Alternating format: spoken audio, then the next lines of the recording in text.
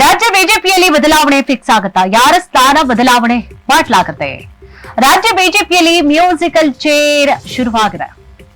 BJP ರಾಜ್ಯಾಧ್ಯಕ್ಷರ ಬದಲಾವಣೆ ಆಗುತ್ತಾ? ವಿಪಕ್ಷ ನಾಯಕನ ಬದಲಾವಣೆ ಆಗುತ್ತಾ? ಈಗ ಕಾಂಗ್ರೆಸ್ ಮತ್ತು ಬಿಜೆಪಿ ಎರಡರಲ್ಲೂ ಕೂಡ ಓಡಾಡ್ತಾ ಇರುವಂತಹ ಸುದ್ದಿ ಬದಲಾವಣೆ ಅನ್ನೋದು. ಯಾವ್ಯಾವ ನಾಯಕರು ಬದಲಾವಣೆ ಆಗ್ತಾರೆ ಗೊತ್ತಿಲ್ಲ. ಒಂದು ಕಡೆ ಕಾಂಗ್ರೆಸ್ನಲ್ಲೂ ಕೂಡ ಬದಲಾವಣೆ ಆಗುತ್ತೆ ಅನ್ನುವಂತಹ ಚರ್ಚೆಗಳು ಓಡಾಡ್ತಾ ಇದೆ. ಬಿಜೆಪಿಯಲ್ಲೂ ಬದಲಾವಣೆ ಫಿಕ್ಸ್ ಏನಾರಾಗ್ತಾ ಇದೆ. ಯಾರ ಸ್ಥಾನ ಅದಲ್ಲೂ ಬದಲಾಗುತ್ತೆ ಗೊತ್ತಿಲ್ಲ, ಅಥವಾ ಕಂಪ್ಲೀಟ್ ಆಗಿ ಚೇಂಜ್ ಆಗುತ್ತೆ ಗೊತ್ತಿಲ್ಲ. ರಾಜ್ಯ ಬಿಜೆಪಿಯಲ್ಲಿ ಮ್ಯೂಸಿಕಲ್ ಚೇರ್ ಶುರುವಾಗಿದೆ. ಯಾರು ಹೋಗಿ ಆ ಸೀಟ್ ನಲ್ಲಿ ಕುತ್ಕೊಳ್ತಾರೆ, ರಾಜ್ಯಾಧ್ಯಕ್ಷರ ಸ್ಥಾನದಲ್ಲೋ ಅಥವಾ ವಿಪಕ್ಷ ನಾಯಕನ ಸ್ಥಾನದಲ್ಲಿ ಹೋಗಿ ಯಾರು ಕುತ್ಕೋತಾರೆ ಗೊತ್ತಿಲ್ಲ. ಫಸ್ಟ್ ಕುತ್ಕೊಳ್ಳೋರು ರಾಜ್ಯಾಧ್ಯಕ್ಷರಾಗ್ತಾರೆ, ಸೆಕೆಂಡ್ ಕುತ್ಕೊಳ್ಳೋರು ವಿಪಕ್ಷ ನಾಯಕರ ಆಗಬಹುದು. ಬಿಜೆಪಿ ರಾಜ್ಯಾಧ್ಯಕ್ಷರ ಬದಲಾವಣೆಯೋ ವಿಪಕ್ಷ ನಾಯಕರ ಬದಲಾವಣೆ ಮಾಡ್ತಾರೋ ಗೊತ್ತಿಲ್ಲ. ವಿಜೇಂದ್ರ ಅವರಿಗೆ ಚೆಕ್ ಮೇಟ್ ಇಡ್ತಾರಾ? ಮ್ಯೂಸಿಕಲ್ ಚೇರ್ BYBಗೆ ಮಣೆ ಹಾಕ್ತಾರಾ? ರಾಜ್ಯಾಧ್ಯಕ್ಷರ ಆಯ್ಕೆಯದ್ದೇ ವರಿಷ್ಠರಿಗೆ ತಲೆಬಿಸಿ ಆಗ್ಬಿಟ್ಟಿದೆ, ಯಾರನ್ನು ಮಾಡುವುದು ಅಂತ. ವಿಜೇಂದ್ರ ಪರವಾಗಿ ಜೊತೆಗೆ ವಿರೋಧಗಳು ಕೂಡ, ಅಭಿಪ್ರಾಯಗಳು ಕೂಡ ವ್ಯಕ್ತವಾಗ್ತದೆ. ಕೆಲವರು ಪರವಾಗಿ ನಿಂತ್ಕೊಂಡ್ರೆ ಕೆಲವರು ಬೇಡ. ಹಿರಿಯ ನಾಯಕರು ಏನಿದ್ದಾರೆ ವಿರೋಧವನ್ನ ವ್ಯಕ್ತಪಡಿಸ್ತಾ ಇದ್ದಾರೆ. ಇನ್ನು ತಟಸ್ಥರು ರೆಬೆಲ್ ನಾಯಕರಿಂದ BYBಗೆ ವಿರೋಧ ಇದೆ. BYB ಕೈ ಬಿಟ್ರೆ ಪಕ್ಷಕ್ಕೆ ಹೊಡೆತ ಬೀಳುವಂತಹ ಆತಂಕ ಇದೆ. ಸೋಮಣ್ಣ, ಬೆಲ್ಲದ ಸಿಟಿ ರವಿ ಈ ಒಂದು ರೇಸ್ ನಲ್ಲಿದ್ದಾರೆ. ಬಹಳಷ್ಟು ಮಂದಿ ಇದ್ದಾರೆ ರೇಸ್ ನಲ್ಲಿ. ರಾಜ್ಯಾಧ್ಯಕ್ಷರ ಸ್ಥಾನ ಅಂತಂದ್ರೆ ಕೇಳಬೇಕಾ?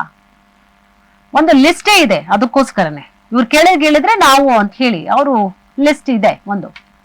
ಸೋಮಣ್ಣ, ಬೆಲ್ಲದ ಸಿಟಿ ರವಿ ಈ ಒಂದು ರೇಸ್ ನಲ್ಲಿದ್ದಾರೆ, ರಾಜ್ಯಾಧ್ಯಕ್ಷರ ರೇಸ್ ನಲ್ಲಿದ್ದಾರೆ. ಮ್ಯೂಸಿಕಲ್ ಚೇರ್ ಅಶೋಕ್ ಕಥೆ ಏನಾಗಬಹುದು ಹೋಗ್ಲಿ ಇದರಲ್ಲಿ. ರಾಜ್ಯಾಧ್ಯಕ್ಷರ ಲಿಸ್ಟ್ ಓಕೆ. ಈಗ ವಿಪಕ್ಷ ನಾಯಕರ ಕಥೆ ಏನು? ವಿಪಕ್ಷ ನಾಯಕ ಬದಲಾವಣೆಗೂ ಹೈ ಚಿಂತನೆಯನ್ನ ನಡೆಸಿದ್ಯಾ? ರಾಜ್ಯಾಧ್ಯಕ್ಷರ ಆಯ್ಕೆಯವರೆಗೂ ಕೂಡ ಅಶೋಕ್ ಸೇಫ್ ಆಗ್ತಾರಾ? ಅಶೋಕ್ ವಿರುದ್ಧ ಒಂದು ಬಣದ ಅಸಮಾಧಾನ ಕೂಡ ಇದೆ.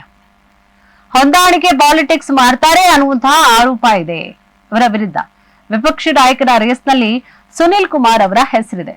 ನೋಡಿ, ಈಗ ರಾಜ್ಯಾಧ್ಯಕ್ಷರ ಬದಲಾವಣೆ ವಿಚಾರದಲ್ಲಿ ಆ ಒಂದು ರೇಸ್ ನಲ್ಲಿ ಯಾರಿದ್ದಾರೆ ಅಂದ್ರೆ ಸೋಮಣ್ಣ ಅವರಿದ್ದಾರೆ. ಅವರು ಕೇಂದ್ರ ಸಚಿವರಾಗಿ ರಾಜ್ಯಾಧ್ಯಕ್ಷರಾಗಿ ಎರಡನ್ನೂ ಕೂಡ ನಿಭಾಯಿಸ್ತೀವಿ ಅಂತ ಅವ್ರಿಗೂ ಆಸೆ ಇದೆ. ಅರವಿಂದ್ ಬೆಲ್ಲದವರು ಒಂದು ಕಡೆ, ಇನ್ನೊಂದು CT ರವಿ ಅವರು ಕೂಡ ರಾಜ್ಯಾಧ್ಯಕ್ಷರ ರೇಸ್ ನಲ್ಲಿ ಇರುವಂತಹ ಪ್ರಮುಖವಾದಂತಹ ಹೆಸರುಗಳು. ಮತ್ತೊಂದು ಈ ಕಡೆ ವಿಪಕ್ಷ ನಾಯಕರ ಬದಲಾವಣೆ ಕೂಡ ಆಗುತ್ತೆ, ಅದ್ರ ಬಗ್ಗೆ ಕೂಡ ಹೈಕಮಾಂಡ್ ಚಿಂತನೆ ನಡೆಸ್ತಾ ಇದೆ ಅನ್ನೋದು ಸುದ್ದಿಗಳು ಓಡಾಡ್ತಾ ಇದೆ. ರಾಜ್ಯಾಧ್ಯಕ್ಷರ ಆಯ್ಕೆಯವರೆಗೂ ಕೂಡ ಅಶೋಕ್ ಸೇಫ್ ಆಗಿರ್ತಾರ ಹೋಗ್ಲಿ? ಅಶೋಕ್ ವಿರುದ್ಧ ಒಂದು ಬಣದ ಅಸಮಾಧಾನ ಕೂಡ ಇದೆ. ಹೊಂದಾಣಿಕೆ ಪಾಲಿಟಿಕ್ಸ್ ಮಾಡ್ತಾರೆ ಅನ್ನುವಂತಹ ಆರೋಪ ಇದೆ. ವಿಪಕ್ಷ ನಾಯಕನ ರೇಸ್ ನಲ್ಲಿ ಸುನೀಲ್ ಕುಮಾರ್ ಹೆಸರು ಕೂಡ ಇದೆ, ಹಿಂದುಳಿದ ನಾಯಕ ಅನ್ನುವಂತಹ ಕಾರಣಕ್ಕೋಸ್ಕರ. ಸೊ ಆ ವೋಟ್ಗಳನ್ನು ಕೂಡ ಸೆಳಿಬೇಕಲ್ವಾ? ಹಿಂದುಳಿದ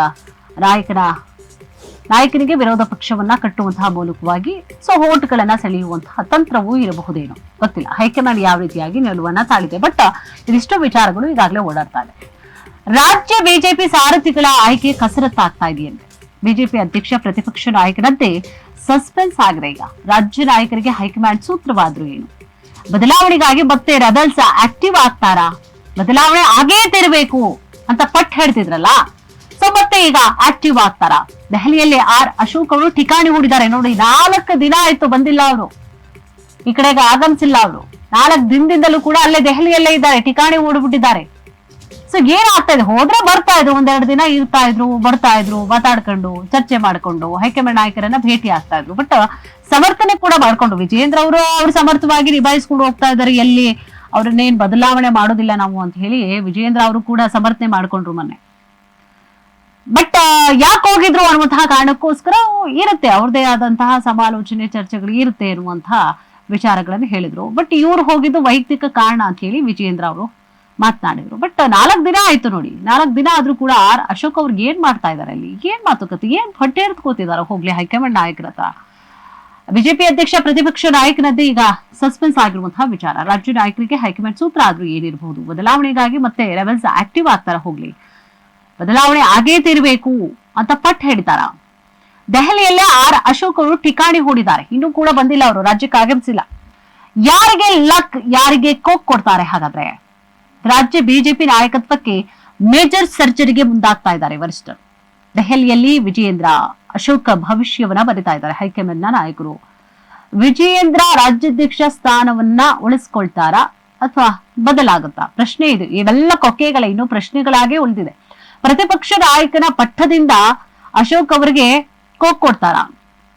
ಅಳೆದು ತೂಗಿ ಲೆಕ್ಕಾಚಾರವನ್ನ ಹಾಕ್ತಾ ಇದ್ದಾರೆ ಕೇಂದ್ರದ ವರಿಷ್ಠರು. ಯಾರನ್ನ ಮಾಡ್ಬೇಕು, ಯಾರು ಇದ್ರೆ ಪಕ್ಷ ಸಂಘಟನೆ ಚೆನ್ನಾಗತ್ತೆ, ಅಥವಾ ಈಗ ಯಾರೋ ಒಬ್ಬ ನಾಯಕನನ್ನ ಮಾಡ್ತೀವಿ ಅಂತಂದ್ರೆ ಸೊ 3 ಬಣ ಅಂತ ಹೇಳಿ ಕ್ರಿಯೇಟ್ ಆಗಿದೆಯಲ್ಲ ಇಲ್ಲಿ, ವಿಜಯೇಂದ್ರ, ತಟಸ್ಥ, ಅದೇ ರೆಬಲ್ಸ್ ಟೀಮು, ಈ 3 ಬಣದವ್ರಿಗೂ ಇಷ್ಟವಾಗುವಂತಹ ವ್ಯಕ್ತಿ ಅಥವಾ ಯಾರು ಕೂಡ ಆಕ್ಷೇಪವನ್ನ ಮಾಡದಂತಹ ವ್ಯಕ್ತಿನ ಸೆಲೆಕ್ಟ್ ಮಾಡಿಕೊಳ್ಬೇಕಾಗತ್ತೆ. ಸೊ ಯಾರಿದ್ದಾರೆ ಅಂತಹ ವ್ಯಕ್ತಿ, ಯಾರಿದ್ದಾರೆ, ಯಾರ ದ್ವೇಷಕ್ಕೂ ಒಳಗಾಗದಂತಹ ವ್ಯಕ್ತಿ ಯಾರಿದ್ದಾರೆ ಪಕ್ಷದಲ್ಲಿ, ಅಥವಾ ಅವ್ರು ಮಾಡಿದ್ರೆ ಸೂಕ್ತ ಅಂತ ಹೇಳಿ ಎಲ್ಲರೂ ಕೂಡ ಒಪ್ಕೊಳ್ಳುವಂತಹ ವ್ಯಕ್ತಿ ಯಾರಿದ್ದಾರೆ? ಬರೀ ಅವ್ರು ಮಾತ್ರ ಒಪ್ಕೊಳ್ಳೋದಲ್ಲ, ಕಾಂಗ್ರೆಸ್ ಪಕ್ಷವನ್ನ ಅಥವಾ ಆಡಳಿತ ಪಕ್ಷವನ್ನ ಕಟ್ ಹಾಕುವಂತಹ ಸಮರ್ಥವಾದಂತಹ ಅಥವಾ ಕಾಂಗ್ರೆಸ್ ನಾಯಕರನ್ನ ಭಯ ಮುಚ್ಚಿಸುವಂತಹ ವ್ಯಕ್ತಿ ಯಾರಿದ್ದಾನೆ, ಅದು ಸಮರ್ಥ ನಾಯಕ. ಸೊ ಆ ತರ ವ್ಯಕ್ತಿ ಬೇಕು ನಮ್ಗೆ. ಕಾಂಗ್ರೆಸ್ನ ಲೋಪದೋಷಗಳನ್ನು ಎತ್ತಿ ತೋರಿಸಿ ಅದರ ವಿರುದ್ಧವಾಗಿ ಪ್ರತಿಭಟಿಸುವ ಹೋರಾಟ ಮಾಡುವಂತಹ ಅಥವಾ ಕಟ್ ಹಾಕುವಂತಹ ಸಮರ್ಥ ನಾಯಕ ಬೇಕು ಅನ್ನೋದು ಬರೀ ಈ ಎಲ್ಲಾ ಆಂಗಲ್ಗಳಲ್ಲೂ ಕೂಡ ಯೋಚನೆ ಮಾಡ್ತಾರೆ ಅವರು. ಸೊ ವೋಟ್ ಬ್ಯಾಂಕಿಂಗ್ ಅದನ್ನು ಕೂಡ ನೋಡ್ತಾರೆ. ಸೊ ಅವರ ಹಿಂದೆ ಎಷ್ಟು ಬೆಂಬಲಕ್ಕಿದ್ದಾರೆ, ಎಷ್ಟು ಜನ ಬೆಂಬಲ ಮಾಡ್ತಾರೆ, ಕಾರ್ಯಕರ್ತರು ಬೆಂಬಲ ಕೊಡ್ತಾರೆ ಅವ್ರಿಗೆ.